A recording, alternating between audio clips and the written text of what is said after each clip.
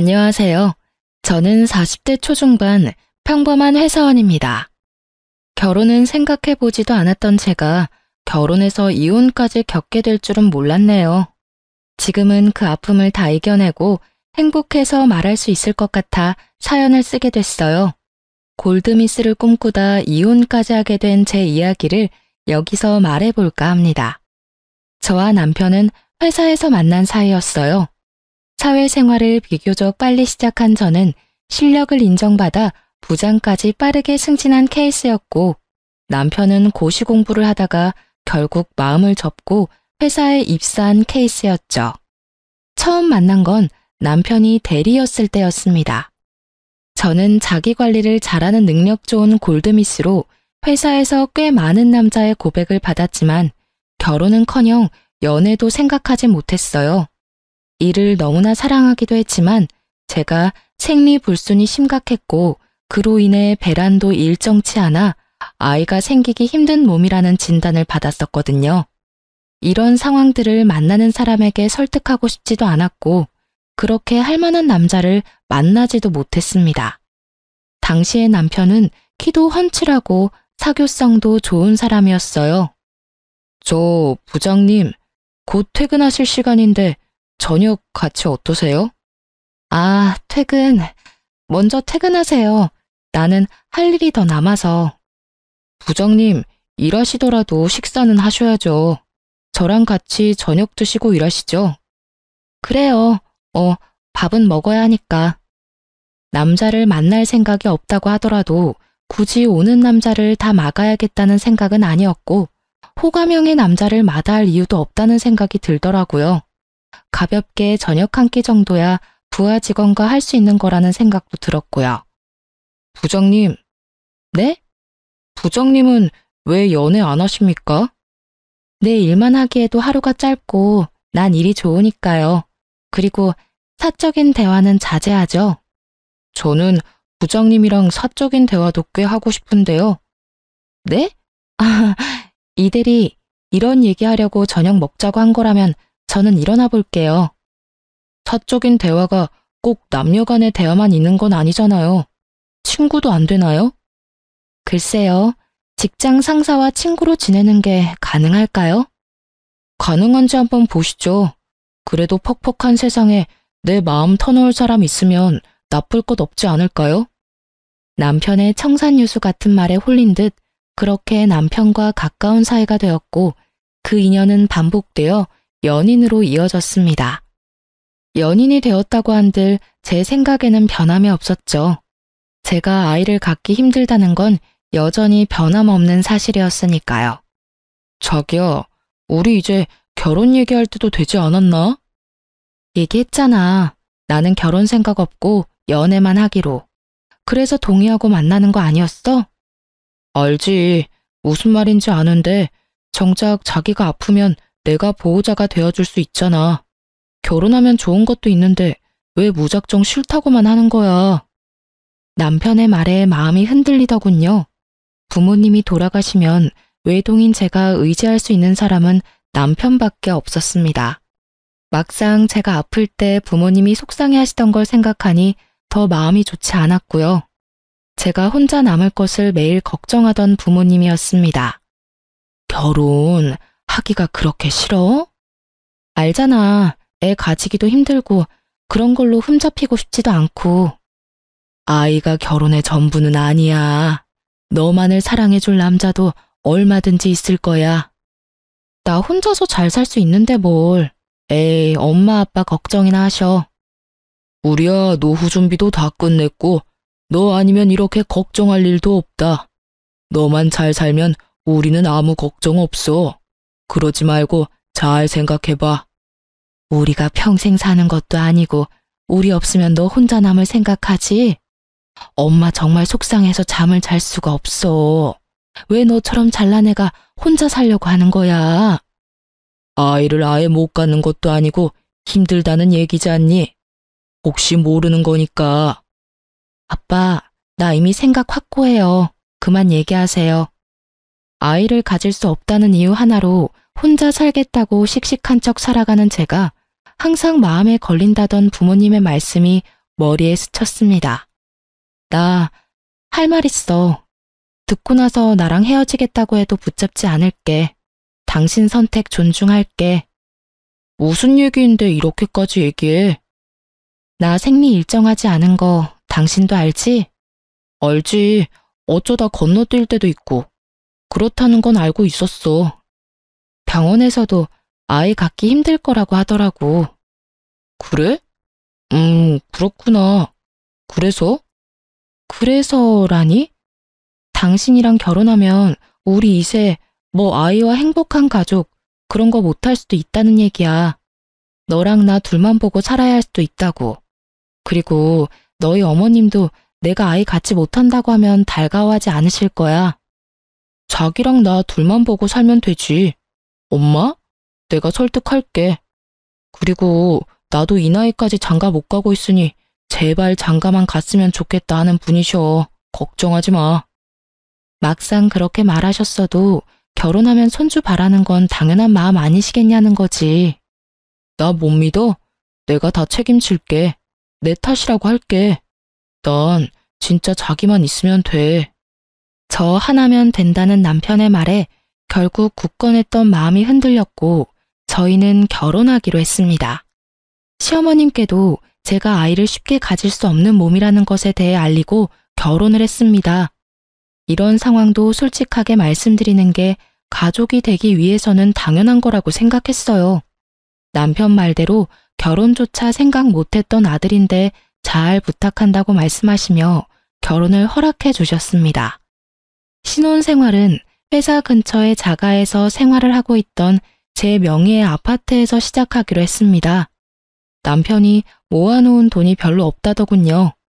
어차피 남편의 경제 상황을 아예 모른 것도 아니었고 제가 넉넉하니 상관없다고 생각해서 큰 문제는 아니었습니다. 저보다 일을 늦게 시작했으니 당연한 듯도 했지만 혹시나 다른 이유가 있나 궁금해 물으니 얘기해 주더라고요. 남편에게는 14살 차이 나는 여동생이 있었습니다. 시아버님은 남편이 고등학생 때 사고로 돌아가셨고 남편이 가장 노릇을 해왔다고 하더라고요. 고시 공부하는 동안 공부 뒷바라지로 고생하는 어머님을 보며 더는 안 되겠다는 생각에 취업을 하게 되었고 그 회사에서 자신의 능력으로 올라가는 저를 보며 동경 그 이상의 감정을 느끼게 되었다고 했습니다. 회사에서 번 돈으로 집 생활비, 동생 용돈, 그리고 대학교 학자금까지 모두 감당했다더라고요. 오히려 가족을 위해 묵묵히 책임지는 가장의 모습이 저에게는 더 좋은 모습으로 다가왔습니다. 그 모습이 저에게 독이 될 거라고는 생각도 못했으니까요. 신우이는 영락없이 제 남편의 딸처럼 행동했습니다. 14살 차이라는 큰 나이 차이 때문도 있지만 아버지의 역할을 해왔던 남편에게 의지하는 듯도 보였습니다. 대학 생활을 시작하며 독립해서 살고 있던 신우이가 어느 날 배가 불러 찾아왔습니다. 오빠. 너 이게 뭐야? 배가 왜? 나 임신했는데 무서워서 말을 못했어. 나 결혼해야 될 것 같아. 그래도 나랑 아이 책임져 주겠대.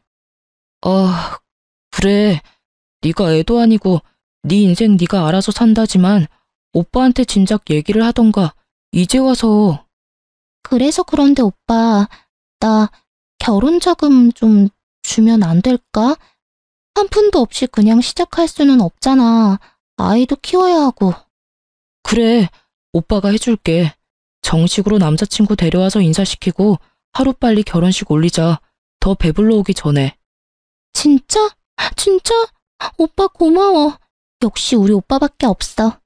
근데 오빠보다 언니가 더 잘 벌지 않아요? 언니도 같이 보태주실 거죠? 아가씨. 저희 결혼하면서 경제관리 따로 하기로 했어요. 그러니 필요한 결혼자금은 저한테 말씀하지 마시고 오빠한테 받으시면 돼요. 저도 주겠다는 돈에 대해서 아무 말 하지 않을 거예요.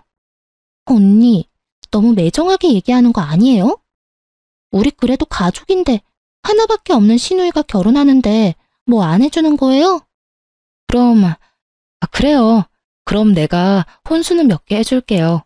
그건 제가 드리는 개인적인 선물인 걸로. 고마워요, 언니. 오빠, 진짜 결혼 잘했어. 언니 최고예요.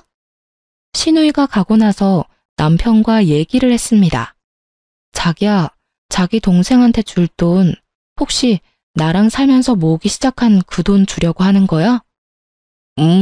뭐 이런 일이 생길까봐 모아놓았던 거니까.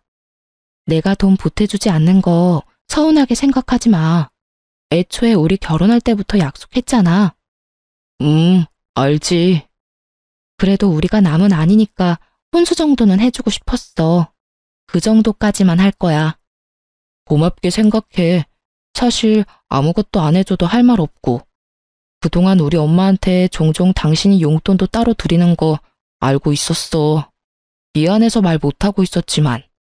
그건 당신과 무관하게 내가 어머님께 드리고 싶어서 드리는 거니까 마음에 두지 마. 그렇다고 미안한 마음에 우리 엄마나 아빠한테 따로 돈 드리거나 하지도 말고. 우리 부모님은 내가 챙길 테니까. 알았지? 사실 저희가 결혼을 하며 결혼 계약서를 작성하고 공증을 받아 놓았습니다. 부모님이 아니면 저 혼자 살아가야 하는 인생에 남편을 믿고 결혼하기는 하지만 형제가 없는 저는 부모님이 무슨 일이 생기면 제가 다 감당해야 하는 상황이니 부모님께 남편 눈치 보며 용돈 드리고 싶지도 않았고 각자 부모님과 집안에 대해서는 각자 하는 게 맞다고 생각했거든요. 그래서 결혼 계약서에 서로의 집안에서 발생한 상황은 본인의 돈으로 처리하도록 하고 자금 관리도 각자 하는 것으로 했습니다.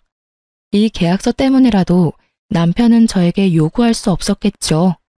시댁의 문제 때문에 우리 집에 경제적 무리가 오는 것도 안 된다고 딱 잘라 말했고 남편도 그에 대해 동의했습니다.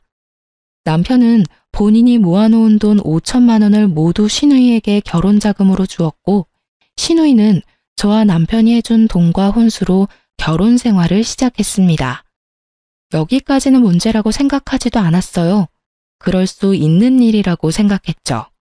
문제는 그 다음이었습니다. 결혼한 신우이가 아이 낳고 1년 만에 이혼하고 집으로 돌아왔더라고요. 어이가 없었습니다. 아이는 남편에게 주고 왔다면서 늘어놓는 말이 가관이더라고요. 누구는 낳고 싶어도 낳지 못하는 아이를 신우이는 거추장스럽다는 듯이 표현했어요. 애 때문에 나는 집에 묶여있는데 그 자식은 맨날 나가고 내가 참는데 한계가 있지. 애도 네가 키우라고 하고 나와버렸어. 이혼했으니 나도 내 삶 살 거야. 애한테 묶여서 내 인생 그렇게 버릴 수 없어. 이 철딱선이 없는 거사. 아무리 그래도 엄마가 애를 놓고 나오니. 내가 돈을 버는 것도 아니고 어떻게 무작정 애를 데리고 나와. 그리고 애 데리고 나오면 누가 나랑 결혼하고 싶어 하겠어? 이혼녀 딱지도 짜증나는데. 너 오빠가 너한테 해준 결혼자금 쉽게 줬다고 생각해? 너 행복하게 잘 살았으면 해서 다 털어준 건데 이게 지금. 그건 나도 미안하게 생각해. 그런데 오빠한테 미안하다고 내 인생을 망칠 수는 없잖아. 이왕 이렇게 된 거 알바라도 하면서 본인 인생 어떻게 살지 잘 생각해 보세요. 오빠한테 지원을 바란다거나 그러지 마시고.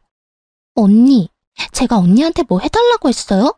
언니가 왜 그렇게 얘기해요? 오빠도 아무 말 안 하고 있는데. 어디서 대들어. 네가 잘한 게 뭐가 있다고. 조용히 해. 네 인생 그렇게 살고 싶다 했으니 어디 한번 혼자서 잘해봐. 그렇게 신우이와 단판을 짓고 집으로 돌아왔고 한동안 조용히 지내는 신우이를 보며 그래도 정신 차리고 잘 지내는가 보다 생각했죠. 하지만 사람은 그렇게 쉽게 바뀌는 게 아니라더니 신우이라고 다를 게 없더군요. 저희 집에 본인 남자친구라며 남자 한 명을 데려왔어요. 결혼하고 싶다고 그러더라고요. 이렇게 인사시킨다며 남자를 데리고 온 게 이혼하고 돌아온 지 불과 6개월 만이었습니다. 기가 막히더군요. 정신 차리고 살고 있나 했는데 그게 아니었어요. 남자 만나느라고 정신이 나가 있는 거였습니다. 그리고 남편과의 대화로 몰랐던 사실을 하나 더 알게 됐어요. 오빠, 언니, 제 남자친구예요. 저희 결혼하려고요. 근데? 저기 지금 무슨 말을 하고 있는지 알아요? 혹시 남자친구분도 알고 있나요? 네, 알고 있습니다. 혼인했던 적이 있는 거 알고 있어요. 알고 있다고요? 얼마나 됐는지는 아세요? 전 남편과 헤어지고 한 달 뒤에 저랑 만났습니다. 그 사람은 인연이 아니었던 거라고 생각합니다. 저랑 맺어지려고 헤어지지 않았을까요? 그 나물에 그 밥이라더니 진짜 신우이가 데려온 남친이나 신우이나 생각 없기는 마찬가지다 싶더군요. 그래서 지금 결혼하겠다고 데리고 온 거라고? 응, 나 혼자 세상 살기 힘들잖아. 이 사람이라면 믿고 살 수 있어. 내가 반대해도 결혼할 거지? 오빠가 내 인생 책임져주지 않는다며 반대할 이유가 뭐가 있어? 그래도 오빠로서의 노릇은 해줄 거지? 오빠 노릇? 무슨 말 하는 거야? 결혼, 돈 없이 할 수 없잖아. 너, 내가 그전 결혼 돈 해준 것도 모자라서 너 돌아오고 생활비도 매달 보내줬는데 그건 다 어쩌고. 잠깐만, 당신 지금 뭐라고 했어? 생활비? 아가씨한테 따로 생활비 보내줬어? 알아서 살라 그러고 일절 안 도와주겠다며. 어떻게 된 거야? 아, 그게 그래도 동생이 밥 먹을 돈도 없다는데 어떻게 또 아무것도 안 보내. 아, 그럼 그동안 따로 돈을 모으고 있는 게 아니고 다 동생한테 보내준 거네? 내가 당신 다시 돈 모으라고 생활비도 내가 다 감당한다고 했잖아. 이러라고 내가 생활비 내지 말라고 말한 게 아닐 텐데. 그게 미안해 여보. 당신은 동생이 없어서 모르나 본데 내가 아빠나 마찬가지인 애를 모른 척할 수 없잖아. 지금 말하는 걸 봐서는 결혼 자금을 또 해주려는 것 같네? 해줄 돈도 없을 텐데. 여보, 이번에 당신이 좀 도와주면 내가 진짜 잘할게. 아니, 그건 안 돼. 절대 안 된다고 했어. 언니, 그렇게 냉정하게만 굴지 말고 좀 해줘요. 언니 돈 모아서 다 어디 쓰려고요? 저한테 해주면 제가 몇 배로 언니한테 잘할게요. 제가 설마 이 은혜 있겠어요? 은혜는 갚지 않아도 돼요. 안 해줄 거니까. 그러면 빌려라도 주면 안 될까? 내가 갚을게. 당신이랑 나랑 남이야? 내가 당신한테 빌려주는 게 더 말이 안 돼. 지금 누구 편에 서서 얘기하는 거야? 그럼 저한테 빌려주세요. 제가 갚을게요. 그럼 되는 거죠? 빌려준다 쳐요. 막말로 아가씨 일도 안 하는데 어떻게 갚으려고요? 제가 갚겠습니다. 결혼자금 저랑 결혼한 데 쓰는 거니 제가 갚겠습니다. 그렇게 말씀하시는 거 보니 그쪽도 딱히 모아놓은 돈이 없나 보네요. 아, 제가 사업 준비 중이라 자금 융통이 좀 어려워서. 이자까지 쳐서 갚을 테니까 제 남친한테 그렇게 말씀하지 마세요. 그래요? 그럼 이럴 거 없네요. 알았어요. 빌려줄게요. 대신 차용증 받을게요. 그 차용증 공증도 받아놓을 거고요. 그렇게까지 해야 해요? 왜요? 안 갚을 거 아니잖아요. 갚는다고 했잖아요. 그럼 상관없지 않나요? 아, 알겠어요. 쓸게요. 쓰면 되잖아요. 그렇게 신우이에게 결혼자금 5천만 원을 빌려주며 이자까지 주겠다는 신우이의 말처럼 차용증 내용을 써서 변호사를 통해 공증까지 받아놓았습니다. 사실 그 돈 안 받아도 상관없었어요. 받을 생각도 없었지만 신우이 말하는 태도가 좋지 못했고 남편도 말로만 혼낼 뿐 결국 신우이가 원하는 대로 다 들어주는 게 못마땅해서 겁이라도 주려고 변호사 앞에 데려다가 공증을 받은 거였어요. 그래야 정신 차리고 돈도 벌고 자기 스스로 일어설 수 있을 것 같더라고요. 아무리 그래도 남편 여동생인데 저도 사람인지라 미운 정이 들었는지 못 사는 모습 보고 싶지 않았고 언니 같은 마음으로 잘 살 수 있게 도와주고 싶었어요. 마냥 도와주는 것보다 이렇게 자립심을 키워주는 게 언니로서 더 위해주는 일이라고 생각했고요. 그렇게 신우이는 두 번째 결혼을 했고 이제는 진짜 우리에게 손 내밀 일 없을 거라고 생각했어요. 남편도 이번 일을 계기로 더 이상 도와주지 않겠다고 했고요. 다시 한번 이런 일 있으면 저도 참지 않겠다고 했습니다. 여기서 얘기가 끝나면 재미없겠죠? 네, 신우이가 또 찾아왔어요. 자기 남편과 함께. 저 사업 보증 좀 부탁드리려고 왔습니다. 제가 이번 사업 아이템 진짜 확실하게 성공할 자신 있거든요. 미래에 투자한다고 생각하면 나쁘지 않은 조건이야. 진짜 이 사람 머리 좋은 사람이거든? 오빠, 이 사람 믿고 보증 한번 서줘. 내가 결혼하면서 보증은 서주지 말자 약속하고 결혼했어. 이건 절대로 안 돼. 돌아가. 아, 오빠. 오빠한테도 좋은 거라니까. 보증만 서주면 이 사람 사업 시작할 수 있고 진짜 잘 될 거라고. 믿어달라니까. 여기 사업 계획서도 가지고 왔습니다. 투자라고 생각하시고 한번 봐주세요. 볼 것도 없고 해줄 생각도 없어요. 돌아가요. 단호한 남편의 모습에 조금은 안심했습니다. 신우이야 정신 못 차리는 게 하루 이틀 일이 아니니 또 시작이구나 하고 싶었지만 남편은 그래도 나랑 헤어질까 무섭긴 한가 보다 했어요. 하지만 아니더군요. 저 몰래 따로 만나 신우 남편 보증을 서줬더라고요. 비밀은 그렇게 오래가지 못하고 발각됐습니다. 내가 보증만은 절대로 안 된다고 했잖아. 그것도 모자라서 나 몰래 해줘? 차라리 대놓고 해준다고 하지. 이제 나를 속이고 몰래 해준다고? 내가 앞으로 당신을 뭘 믿고 살아? 자꾸 찾아와서 해달라고 하니까 더 거절을 못하겠더라고. 아, 이건 나랑 헤어진다는 의미로 받아들여도 되지? 지금 이혼하자는 거야? 이게 이혼 얘기까지 나올 일이야? 지금은 내가 너무 화가 나서 당신 보고 싶지도 않고 얘기해봤자 좋은 소리 안 나와.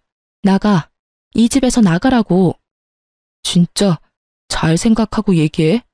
우리 둘 일도 아니고 고작 보증 서준 거로 이혼이라니. 고작? 고작이라 그랬어? 이건 우리 신뢰의 문제야. 생각할 시간이 필요해. 나가줘, 이 집에서. 남편은 집을 나가 시어머니 집으로 향했는지 곧장 시어머니께 전화가 왔습니다. 애미야, 여동생네 보증 하나 서줬다고 이혼이라니? 이게 말이니? 가족끼리 보증 그게 뭐 못할 일이라고 이렇게까지 한다니? 어머니, 이건 아범과 저 신뢰가 깨진 문제예요. 결혼할 때 보증만큼은 친한 친구, 가족 모두 서지 않기로 했어요. 그리고 저도 많이 참았습니다. 아가씨 일로 싸우는 거? 저도 이제 지쳐요. 엄마, 나 바꿔줘봐. 저기요, 언니. 아가씨, 어때요? 아가씨 때문에 오빠가 이혼하게 생겼네요? 언니, 저도 언니가 하는 말에 그동안 상처 많이 받았지만 가족이라 참았는데요. 진짜 이제 못 참겠네요. 언니 그 돈 모아서 다 어디에 쓸 건데요? 어차피 애도 못 낳잖아요. 키울 애가 있는 것도 아니고. 그 돈 모았다가 자식 물려주지도 못하면서 내가 오빠 동생이면 언니 동생이기도 한 거 아니에요? 언니는 동생도 없잖아요. 내가 딸이라 생각하고 나한테 잘해주는 게 그렇게 힘들어요? 그러면 우리 오빠랑 결혼은 왜 했어요? 언니 없을 때 우리 남매 사이 좋았어요. 언니 때문에 우리 오빠 이상해지고 나랑 사이 안 좋아지고 있는 거 알아요? 이런 게 적반하장이다 싶었습니다. 잘해줘 봐야 기억도 못하고 물에서 꺼내주면 보따리 내놓으라던 옛말이 하나 틀리지 않다는 걸 알았습니다. 제가 이 상황에서 벗어나는 건 이혼밖에 없겠다 싶었어요. 남편이랑 더 얘기할 것도 없었습니다. 전화로 저렇게 함부로 얘기하는 신우이를 가만히 놔두고 옆에서 묵묵히 듣고 있었던 건 이 상황, 이 말에 모두 동의한다는 것밖에 안 되는 거였어요. 제가 이혼을 하기로 마음먹은 이상 제대로 잘라내야겠다고 생각했습니다. 전 혼자서도 세상을 살아내야겠다고 생각하고 늘 대비해오던 사람이었기 때문에 이런 상황에 대해서도 대처해 놓았어요. 제 성견지명이 빛을 발하는 순간이었습니다. 결혼 계약서와 신우이에게 빌려준 돈에 대한 차용증을 들고 시댁으로 향했습니다. 이게 뭐니? 결혼 계약서? 너희 이렇게 남보다도 못하게 살고 있었니? 부부 사이의 계약서라니? 이게 무슨 말도 안 되는 상황이야? 이럴 것 같아서요. 저는 제가 스스로 챙겨서 살아야 하거든요. 아가씨 말씀대로 저를 부양해줄 자식이 있는 것도 아니고 저랑 같이 슬픔을 나눠줄 형제 자매도 없어서요. 그래서 당하고 살지 않게 항상 대비를 해뒀을 뿐이에요. 이딴 게 무슨 소용이 있어? 소용이 없을 리가요? 공증까지 다 받아놓았고 계약서에 적힌 대로 이행하는 데 문제가 없다는 것도 확인하고 왔어요. 저희 재산 관리 따로 해왔고 제 재산 증식에 보탬을 준 적도 없으니 제 재산에 대한 분할은 아마 없을 겁니다. 그러기로 계약서에 서명도 했고요. 여보, 자기야, 이러지 마. 진짜 우리 이렇게 헤어지는 건 아니잖아. 난 이미 여러 번 기회를 준 것 같아. 가족들 일이 우리 가정 문제로 번지지 않게 해달라고 부탁했잖아. 아주 여러 번. 이제는 이해해줄 수 있는 인내심이 남아있지도 않아. 당신 없이 못 산다는 거 알잖아. 이러지 말자 정말. 협의 이혼으로 깔끔하게 끝내자. 머리 아프게 하지 말고. 아무리 그래도 결혼해서 같이 산 시간이 있는데 나보고 한 푼도 받지 말고 나가라는 건 아니지 않냐? 협의 이혼하자는 말에 발끈한 이유는 저랑 헤어지고 싶지 않아서가 아니었습니다. 제 재산, 그걸 나눠받지 못한다는 이유였어요. 저를 사랑해서 저를 놓지 못하는 게 아니었습니다. 이때까지 내가 알던 사람이 맞나 혼란스러웠고 머리를 한 대 맞은 것 같은 충격까지 오더군요. 솔직히 제가 헤어지겠다고 하면 가족을 버리고라도 저와 살겠다고 할 줄 알았거든요. 자기가 아무리 퍼져도 밑 빠진 독처럼 오빠한테 바라기만 하는 시누이, 그리고 그 시누이마저 안타깝다는 생각으로 오히려 아들에게 요구하는 시어머니, 그 사람들을 두고 저를 선택할 거라고 생각했어요. 적어도 전 그 사람에게 피해를 주지도 않았고 시댁 식구들만 아니라면 저희 사이에는 그 어떤 문제도 없다고 생각했거든요. 그런데 막상 끝까지 간이 나오는 말은 제 재산을 나눠주지 않는 건 좀 열받는다는 말. 정신 차려야겠다 싶었습니다. 내가 이런 사람을 믿고 살려고 했다니. 이 사람에겐 내 재산 한 푼도 아깝다. 절대로 빈틈을 보이지 말아야겠다. 그 어떤 동정도 절대 하지 않을 거라 다짐했습니다. 당신이 내 재산에 보태준 게 뭐가 있어? 오히려 내가 당신한테 보태주지 않았나? 이런 식이면 당신 동생한테 빌려준 돈, 이것도 차용증 있는 거 알지? 이것도 받아낼까? 당신 봐서 이건 안 받고 헤어지려 했는데 이런 식이면 이것까지 그냥 다 받아내고. 아이, 진짜. 제 할 말을 다 하니 남편은 소리 지르는 것 말고는 아무 말도 못 하더라고요. 그렇겠죠. 할 말이 없을 수밖에요. 만약의 경우 최악의 수를 생각하여 준비했던 것이 도움이 될 날이 오리라고는 상상도 못했는데 역시 믿을 건 저 자신밖에 없다는 생각이 더욱 확고해졌습니다. 결국 남편은 협의 이혼 합의서에 서명했고 이혼을 진행하게 되었습니다. 제 재산을 건드리지 않는 이상 소송을 할 이유도 없었고 이혼에 제 에너지를 소비하고 싶지도 않았습니다. 그래도 이 상황에 무난하게 이혼하게 되었다는 생각으로 지내고 있었어요. 그런데 이 사람, 저한테 속인 게 하나 더 있더군요. 변호사가 남편 재산을 파악하는 와중에 발견한 게 있다며 연락이 왔습니다. 저에게 말하지 않고 구입해둔 소형 건물이 있다고. 제가 시누이 혼수를 해주고 시누이 재혼 비용을 빌려주는 동안 남몰래 자기 앞으로 건물을 사두며 결국 나보다 더 재고 따진 건 남편이었구나. 그 생각에 눈물이 앞을 가렸습니다. 이 사람 나밖에 믿을 사람이 없다더니 나를 제일 못 믿고 살았구나. 심지어 이 건물을 시어머니 명의로 바꾸려 했나 보더라고요. 혹시 모르니 변호사가 가압류부터 걸어놓자 했었는데 이래서 전문가의 도움이 필요하구나 싶었습니다. 저를 바보로 알았나 봐요.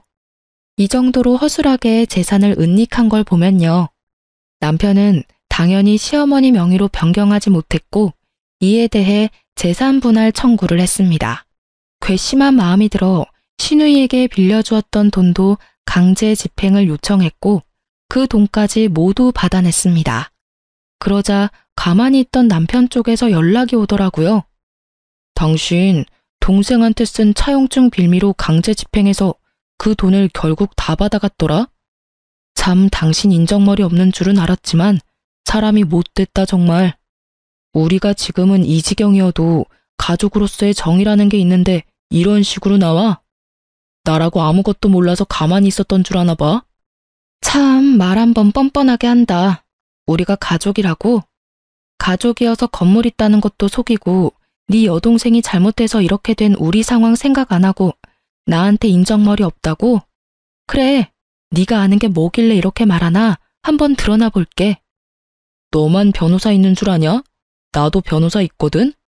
장인어른이 준 돈이 있다는 얘기도 안 했더라? 야, 너도 그렇게 철저히 숨겼으면서 나를 욕할 입장은 아닌 것 같은데? 그 돈, 우리 부모님이 본인들 혹시나 안 좋은 일 생기면 그때 쓰라고 주신 비상금이야. 본인들 나중에 장례식 때 쓰라고 준 비상금이나 마찬가지라고. 내가 쓸 돈도 아니고 그래서 너한테 말할 이유도 없고. 한두 푼도 아니고 그 큰 돈을 말 안 하고 있었던 이유로 참 좋은 이유 든다. 내가 그 돈 가만히 두나 봐. 나도 재산분할 청구 소송할 거야. 어디 한번 해보자고. 맘껏 해봐. 능력 있는 변호사 쓰고. 하긴 능력 있는 변호사 썼으면 지금 나한테 이렇게 전화해서 말하는 짓이 얼마나 멍청한 짓인지 알았겠지. 변호사 말이 부모님께서 증여해준 돈은 재산분할 대상에 해당하지 않는다더군요. 만약 건물을 구입해서 그 건물값이 올라갔다거나 주식을 사서 재산이 증가했다면 분할 대상이 됐을 수도 있지만 단순히 증여받은 돈 자체를 분할 요청할 수 없다고요. 어차피 건드릴 생각도 없는 돈이었지만 부모님도 혹시나 하는 마음에 그냥 비상금으로 두고 있으라고 하셨었거든요. 결국 남편의 재산 분할 요청은 받아들여지지 않았습니다. 본인의 건물값이 구입했을 때보다 꽤 올라 저는 많은 재산 분할을 받게 된 것에 비해 본인은 받은 게 없으니 열이 꽤 받았는지 핸드폰에 불이 날 정도로 전화를 해대더군요. 받아봤자 들을 말 뻔했고 하고 싶은 말도 없던 저는 다시는 연락하지 말라는 문자와 함께 번호를 차단했습니다. 그렇게 남편과는 더러운 꼴을 다 보고 이혼하게 되었습니다. 이혼 후에도 계속 같은 회사에 근무했던 저와 전 남편은 듣고 싶지 않아도 서로의 소식을 들을 수밖에 없었습니다. 한동안 눈치 보며 저에게 남편 얘기를 하지 않던 직원들이었지만 아무리 쉬쉬해도 들리더라고요. 서로 같은 회사 근무하고 있다고 하더라도 근무 부서가 달랐고 근무 층수도 달랐기 때문에 마주칠 일은 많지 않았습니다. 꼴 보기 싫었을 텐데 그만두지 않은 이유요? 제가 그 사람 때문에 굳이 피해볼 필요가 있을까 싶었습니다. 이혼의 원인이 저 때문도 아니었고 따지고 보면 남편도 아닌 가족이 이유였기 때문에 사람들에게는 성격 차이로 이혼했다고 말했고 남편이 저에게 그렇게 더러운 꼴까지 보인 줄은 몰랐겠죠. 몇 년이 지나고 회사에는 큰일이 생겼습니다. 웅성대는 직원들에게 무슨 일이냐고 묻자 말하기를 주저하더라고요. 무슨 일인데 이 난리야? 아, 그게 부장님, 뭔데? 큰일이야? 재무부 직원이 공금 횡령을 했대요. 횡령? 누가 그렇게 멍청한 짓을? 그 부장님 전 남편분이라던데요. 어? 이 대리 말하는 거야? 네, 심지어 요번이 처음도 아니래요. 얘기를 듣자 하니 이혼한 저조차도 안타깝다 싶을 정도로 처절하더군요. 저와 이혼 후 시누이 남편의 사업은 결국 망했고 그 사업에 보증을 서준 남편이 그 빚을 다 떠안게 됐답니다.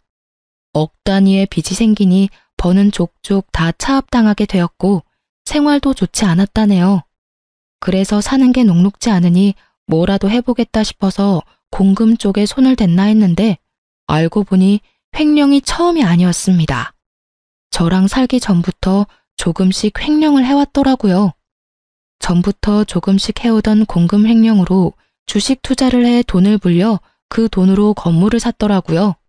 그렇게 겁없이 계속 횡령을 해오다 이번에 회사 감사가 진행되며 걸리게 되었고 해고는 당연한 결과였습니다. 해고된 남편은 결국 징역을 살게 되었다고 사람 인생이 이렇게까지 망가질 수 있구나 싶은 순간이었습니다. 저와 같이 살던 사람이 징역까지 살다니, 드라마에서나 있을 일이 이렇게 내 주변에도 벌어질 수 있는 거구나 싶었어요. 전 남편이 징역을 살 동안 저는 더 치열하게 회사 생활을 해나갔습니다. 그리고 이제는 누구에게도 의존하거나 의미 부여하지 않고 저 혼자 잘 살아가리라 생각했습니다. 인연이라 생각했던 사람이 참 좋지 못했으니까요. 그런데 인연은 따로 있다더니 제가 이 사람을 만나려고 그랬을까요? 회사 거래처에서 만난 사람의 다정한 모습에 또 한 번 사람을 믿고 싶어지더라고요. 겁도 났습니다. 전 남편도 분명 처음에는 좋은 사람이었고 좋을 거라 생각했기 때문에 혼자 살려 했던 제 인생을 걸 만큼 사랑해서 결혼했던 거니까요. 그러나 한편으로는 그런 생각도 들더라고요. 내가 그 못난 사람 때문에 나에게 다가온 좋은 인연까지 놓쳐야 하는 걸까? 내 인생을 그 사람 하나 때문에 겁내며 살 필요가 있을까? 하는 생각이요. 결국 저는 거래처 사장이었던 남자와 재혼을 했습니다. 개인 사업자인 지금의 남편은 너무나 가정적인 사람이었어요. 자기의 장래 희망이 아내 외조하는 남편이었다고 할 만큼이요. 말뿐인 사람이 아니었어요. 제가 야근하는 날에는 저녁을 차려놓고 저를 기다려 주었고, 집에서 남은 업무를 처리하는 날에는 커피를 가져다 주며 제 어깨를 주물러 주었습니다. 저에게 불안감이라는 것을 주지 않는 사람이었고, 그리고 일을 사랑하는 저를 잘 이해해주는 사람이었습니다. 당신이 하고 싶은 일 마음껏 해. 나 집안일 진짜 잘해. 내가 당신 외조해줄게. 정말 고마워. 당신이 그렇게 말하니 나 정말 마음이 좋다. 그리고 제가 가장 두려워했던 아이 문제. 그리고 우리 한번 노력해보지 않을래? 아이 말이야. 물론 아이 없이 당신과 둘이어도 너무너무 행복해. 근데 지나가는 아이들 보고 당신 슬픈 눈 하는 거 너무 마음 아파. 우리 노력해보고 안 되면 그때 우리 둘이 행복하게 살아도 좋잖아. 그래, 당신이랑 노력한다면 아이 생기지 않아도 그 과정도 행복할 것 같아. 저를 이렇게나 이해해주는 남편인데 단지 실패를 두려워하며 아이를 갖지 않을 이유가 없었습니다. 설령 아이를 가지지 못한다고 하더라도 제 슬픈 마음을 잘 위로해 줄 수 있을 거라고 믿었습니다. 저희는 적극적으로 난임병원에 다니며 아이를 가질 수 있도록 노력했고, 저희의 마음을 하늘이 알아준 것처럼 저희에게 예쁜 아이가 찾아왔습니다. 지금의 남편은 임신 기간 내내 정말 제가 무슨 여왕인 듯 떠받들더라고요. 이렇게 행복해도 되나 싶을 정도로 행복한 시간이었습니다. 임신 기간 내내 혹시나 하는 불안감은 괜한 생각이라는 듯이 건강하게 자라 태어난 저희 아이는 지금의 남편을 닮아 잘 웃고 착한 아들이었습니다. 아이를 낳고서 회사를 그만두어야 하나라는 생각을 하는 저에게 자기가 아이를 돌볼 테니 제 일을 계속하라던 남편이었습니다.